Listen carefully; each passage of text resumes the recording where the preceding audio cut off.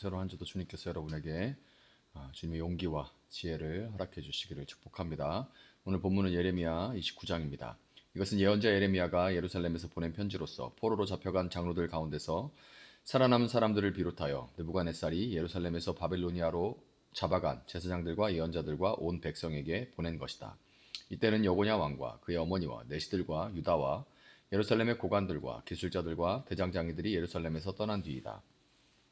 이 편지는 유다 왕 시드기야가 바빌로니아 왕 느부갓네살에게 보낸 사반의 아들 엘리사와 힐기야의 아들 그마랴를 시켜 바빌로니아로 전달하였다. 다음은 편지의 내용이다. 나 만군의 주 이스라엘의 하나님이 말한다. 내가 예루살렘에서 바빌로니아로 잡혀가게 한 모든 포로에게 말한다.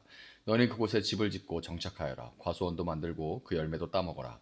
너희는 장가를 들어서 아들 딸을 낳고 너희 아들들도 장가를 보내고 너희 딸들도 시집을 보내어 그들도 아들 딸을 낳도록 하여라. 너희가 그곳에서 번성하여 줄어들지 않게 하여라. 또 너희는 내가 사로잡혀가게 한 그 성읍이 평안을 누리도록 노력하고 그 성읍이 번영하도록 나 주에게 기도하여라. 그 성읍이 평안해야 너희도 평안할 것이기 때문이다.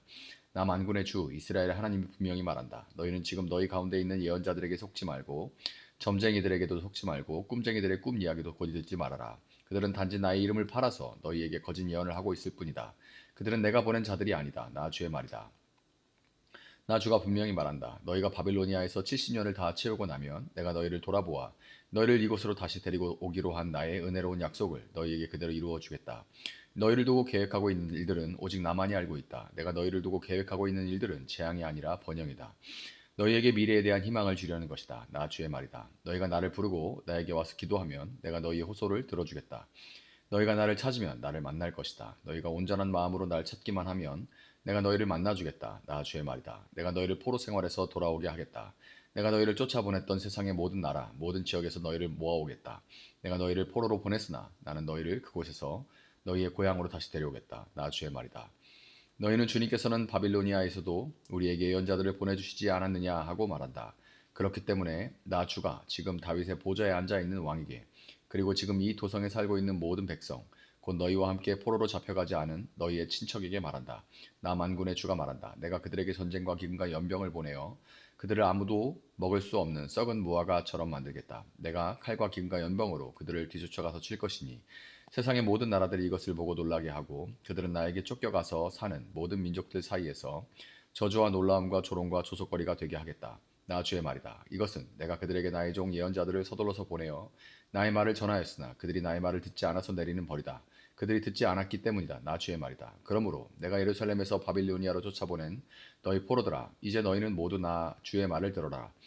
나 만군의 주 이스라엘 하나님 말한다. 지금 나의 이름을 팔아 너희에게 거짓 예언을 하고 있는 골라야의 아들 아합과 마아세야의 아들 시드기야를 두고 말한다. 내가 그들을 바빌로니아 왕 느부갓네살의 손에 넘겨주어 너희가 보는 앞에서 그 왕이 그들을 죽이도록 하겠다. 그리고 그들 때문에 바빌로니아에 사는 모든 유다의 포로 사이에서는 너도 주님께 형벌을 받아 시드기야와 아합처럼 바빌로니아 왕에게 화형이나 당해라 하는 저주가 생길 것이다. 이것은 그들이 이스라엘 사람으로서 절대로 해서는 안 될 망측한 일을 하였기 때문이다. 그들은 자기 이웃의 아내들과 간음하였고 자기 이름을 나의 이름을 팔아 내가 시키지도 않은 거짓말을 하였다.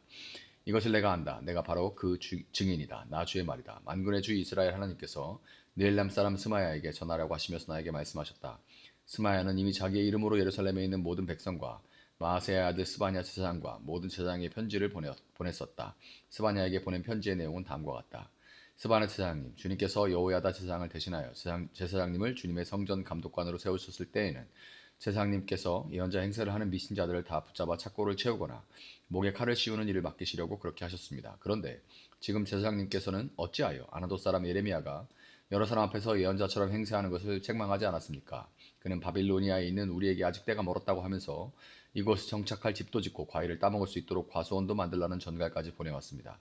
스바나 제사장은 이 편지를 나의 연자 에레미야에게 읽어주었다. 그때에 주님께서는 스마야에 관한 다음과 같은 예언을 바빌론에 있는 모든 포로에게 보내라고 나에게 말씀하셨다. 나 주가 넬람 사람 스마야와 그의 자손에게 벌을 내리겠다. 나는 그를 예언자로 보내지 않았는데 그는 마치 자기가 예언자라도 되기나 한 것처럼 예언하였고 너에게 그 거짓 예언을 믿게 하였다. 그러므로 나 주가 말한다. 스마야가 그들에게 나 주를 거역하게 하는 말을 하였으니 그는 자손을 보지 못할 것이다. 이 백성과 함께 어울려 살 자손이 없을 것이다. 또 내가 지금 내 백성에게 베풀 복을 마련하고 있지만 그의 자손 가운데는 그 복을 누릴 사람이 없을 것이다. 나 주의 말이다. 아멘. 자, 바빌론에 끌려간 이 이스라엘 포로들에게 예언자 예레미야의 편지가 당도하게 됩니다. 당시 이 포로 수용소에는 곧 돌아가게 될 것이다라는 희망 고문을 퍼뜨리는 거짓 예언자들이 그득그득했어요. 그러나 이 분위기, 이제 뭔가 미련, 뭔가 돌아갈 수 있다는 거짓된 이런 소망으로 들썩들썩하는 이런 분위기에 예레미야는 찬물을 끼얹는 듯한 하나님의 말씀을 전합니다. 5절 6절이죠.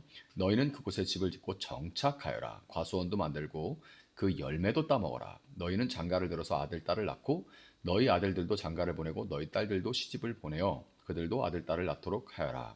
너희가 그곳에서 번성하여 줄어들지 않게 하여라. 자, 과일 나무를 심고 그 다음에 그것이 자라서 열매가 맺혀서 그걸 따먹을 때까지 최소 우리 생각해도 10년은 걸리겠죠. 결코 이 포로 생활이 짧지 않을 거라는 선포입니다. 70년이라는 세월은 한 세대가 가고 다음 세대가 일어나는 그런 시간이죠. 하나님은 지금 당장의 해방이 아니라 긴 징계의 시간을 겸손하게 받아들이라고 명령하고 계신 거예요. 여기서 우리는 아주 중요한 영적인 원리를 발견하게 됩니다. 7절을 보면 하나님은 사로잡혀간 그 성읍의 평안, 샬롬을 빌고 그 성읍이 잘 되게 해달라고 기도하라 이렇게 명령하십니다. 그 성읍이 평안해야 너희도 평안할 것이기 때문에 그렇다고 말씀하시죠. 우리는 이 죄로 물든 병든 세상에서 잠시 사로잡혀 살아가고 있는 바빌론 유배 생활을 하고 있는 나그네와도 같습니다. 그러나 우리는 하나님의 백성으로서 우리가 발 딛고 살고 있는 이 땅을 위해서 이 땅의 샬롬, 평안을 위해 기도해야 할 책임이 있어요. 디모데전서 2장 2절을 보면 왕들과 높은 지위에 있는 모든 사람을 위해서도 기도하십시오.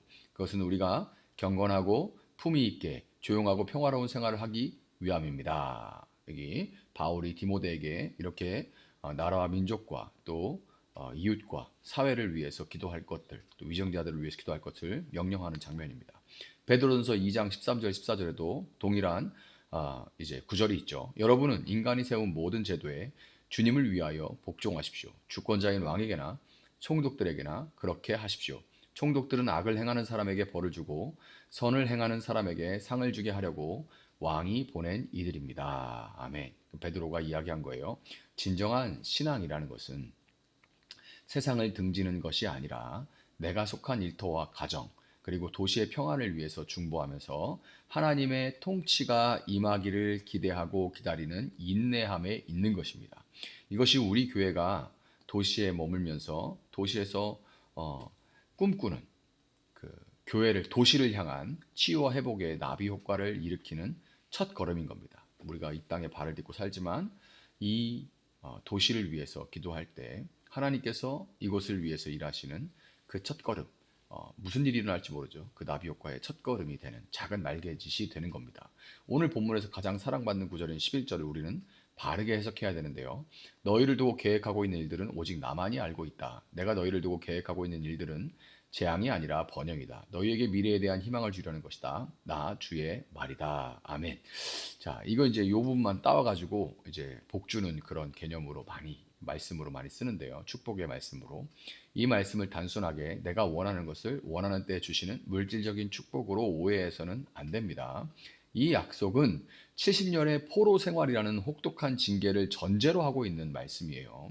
또한 이 약속은 개인에게 주셨다기보다는 어떤 사적인 복을 사적으로 잘 될 거다, 뭐 돈을 많이 벌 거다, 뭐 이런 게 아니라 하나님의 백성이라는 공적인 공동체, 그러니까 즉 교회에게 주신 계획인 겁니다. 대다수의 백성은 70년 후에 일어날 회복의 성취를 보지도 못하고 포로지에서 죽음을 맞이할 것이기 때문에 이거는 지금 네가 개인적으로 잘 되고 복 받을 거다 이런 얘기의 말씀이 아닌 거예요. 그렇다면 여기서 이 말씀이 이 구절이 얘기하는 미래와 희망은 무엇입니까? 그것은 나 개인의 안위가 아니라 나를 통해 이어질 하나님의 거룩한 구원의 역사가 결코 중단되지 않을 거라는 그 영적인 소망인 거예요. 내가 당장에 응답을 받지 못한다 하더라도 하나님은 내 자녀의 자녀, 그 손자 때에 이르기까지, 그 자손의 자손에 이르기까지 당신의 계획을 신실하게 이루어 가실 거라는 믿음입니다.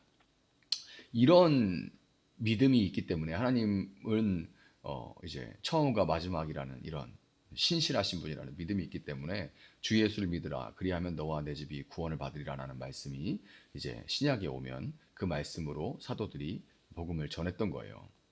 이것이 바로 그리스도께서 우리에게 보여주신 십자가의 소망과 연결이 됩니다. 예수님은 인류의 죄라는 거대한 유배지 한복판으로 들어오셨죠. 주님은 우리와 함께 고난당하시면서 죽음을 통해 영원한 샬롬을 완성하셨습니다. 우리가 누리는 평안은 주님이 겪으신 징계의 결과입니다. 우리는 눈앞에 단기적인 축복에 일희일비하지 말아야 되는 거예요. 거짓 선지자 스마의 자손은 나중에 포로귀환 명단에 단 한 명도 그 이름을 올리지 못했습니다. 눈앞에 달콤한 거짓 평화만을 쫓았던 결과인 거죠. 참된 소망은 12절 13절과 같이 하나님의 징계 속에서도 하나님을 찾고 부르짖는 자에게만 주어지는 것입니다. 온 마음으로 주님을 구할 때 하나님은 우리를 만나 주시고 우리를 사로잡힌 곳에서 다시 불러 모으실 것입니다. 오늘 우리에게 주어진 삶의 자리가 비록 포로지처럼 척박할지라도 그곳에서 하나님의 크신 계획을 신뢰하면서 일상을 하루하루 성실하게 살아낼 수 있길 바랍니다. 우리가 머무르는 곳에 평안을 위해서 기도하면서 하나님의 시간을 기다릴 수 있기를 바랍니다. 우리의 시선이 지금 여기에 문제에만 매몰되지 않고 하나님의 영원한 구원의 계획과 그분의 나라를 바라보는 원대한 믿음으로 확장되어져 나갈 수 있기를 소망합니다. 이 큰 그림, 큰 이야기를 잃어버리면 작은 이야기는 너무 우리를 지루하고 지치게 만들고 우리를 널뛰게 만듭니다. 그러나 우리가 이 하나님의 크신 구원의 이야기를 알고 있을 때 그 큰 바다에 이어지는 지류로서 우리의 삶의 의미와 목적을 발견하면서 우리는 힘들지만 그래도 꾸준하게 나아갈 수 있는 거예요. 하나님은 결코 여러분 우리를 포기하지 않으십니다. 70년이라는 연단의 시간이 지나면 정금같게 나오게 하실 그분의 성실함을 의지하시기 바랍니다. 이건 역사적으로도 이루어졌죠. 그 어느 나라도 70년 만에 본토로 성전을 다시 재건하도록 이렇게 돌아온 나라는 그 어떤 세계 역사에 없습니다. 그래서 이거 실제로 일어났기 때문에 예레미야는 또 매국노가 아닌 거예요. 어떤 매국노가 자기 집을 그 망하는 나라에서 땅을 사고 반드시 돌아올 것을 그렇게 약속하는 매국노가 어디 있겠습니까? 하나님의 크신 계획을 예레미야는 전달했을 뿐인 거죠. 여러분, 우리를 향한 하나님의 생각은 언제나 재앙이 아니라 평안입니다. 이 약속의 말씀을 붙들고 오늘도 우리가 속한 가정과 일터에서 묵묵히 소망의 씨앗을 심으며 당장에 달라지는 것이 없다 할지라도 하나님의 치유와 회복을 기다리는 거룩한 남은 자 그루터기로 살아가는 여러분들 될 수 있기를 예수님의 이름으로 축복합니다. 잠시 기도하겠습니다.